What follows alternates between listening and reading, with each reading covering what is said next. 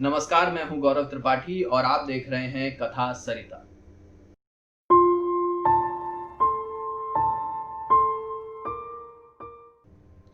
एक बार की बात है, महाभारत के समय में पांचाल नाम का एक देश हुआ।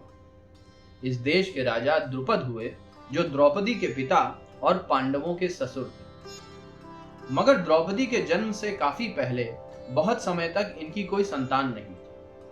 तब संतान प्राप्ति के लिए द्रुपद ने शिव जी की तपस्या की और शिव जी ने इनकी तपस्या से प्रसन्न होकर इन्हें एक कन्या का वरदान दिया और साथ में यह भी कहा कि आगे चलकर ये कन्या पौरुषत्व प्राप्त करेगी, मतलब इसका लिंग परिवर्तित हो जाएगा और ये स्त्री से पुरुष हो जाएगी। तब भगवान शंकर से ऐसा वरदान पाकर राजा द्रुपद वापस अपने महल में आ गए और कुछ समय बाद रानी ने एक कन्या को जन्म दिया।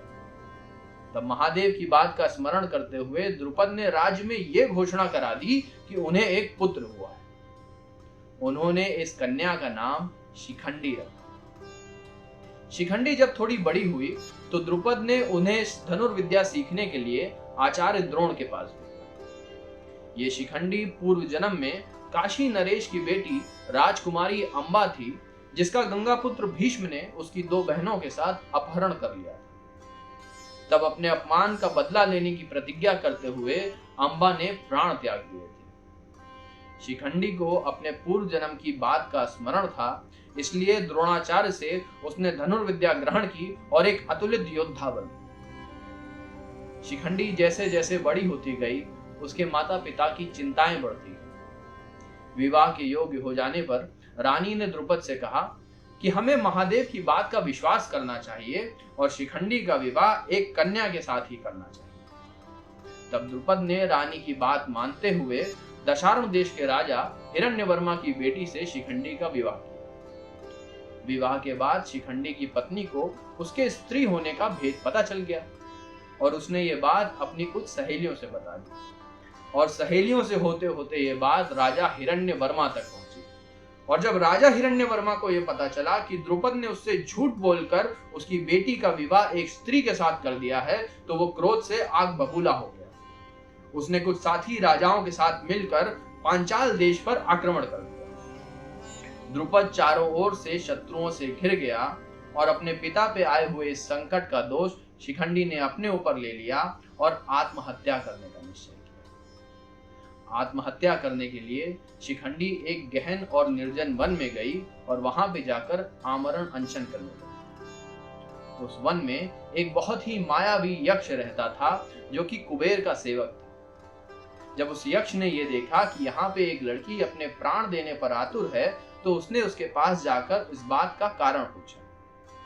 तब शिखंडी ने उस यक्ष को अपना सारा वृत्तांत बता दिया। तब यक्ष ने शिखंडी से कहा कि मैं कुछ समय के लिए तुम्हारा स्त्रीत्व लेकर अपना पौरुषत्व तुम्हें दे सकता हूं, मगर मेरी एक शर्त है कि पिता का संकट निकल जाने के बाद तुम्हें मुझे मेरा पौरुषत्व लौटाना हो।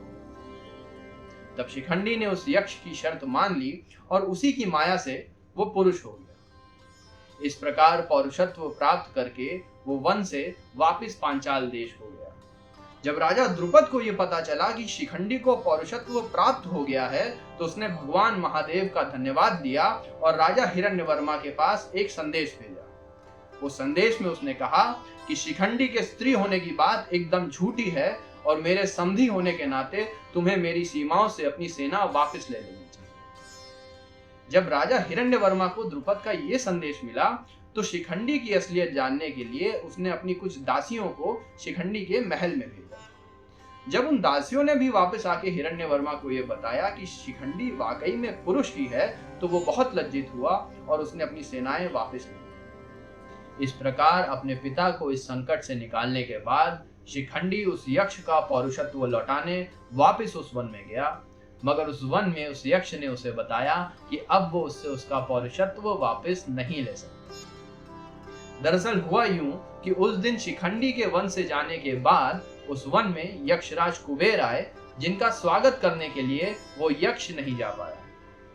तब कुबेर ने क्रोधित होकर उस यक्ष को यह शाप दिया कि जब तक शिखंडी जीवित है तुझे तेरा पौरुषत्व वापस नहीं मिलेगा।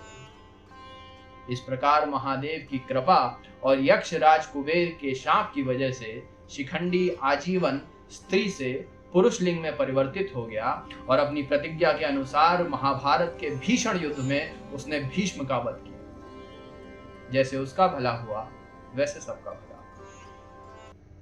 अगर आपको ये कथा पसंद आई है तो इस वीडियो को लाइक और शेयर करना ना भूलें।